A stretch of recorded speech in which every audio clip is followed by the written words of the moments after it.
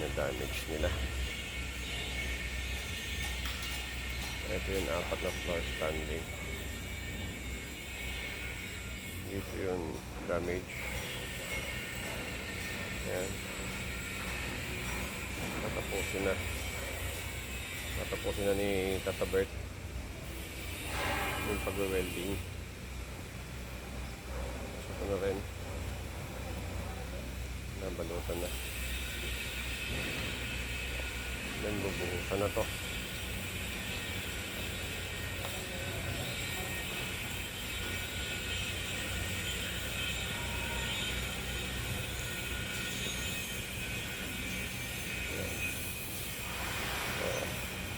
Ito yung repair.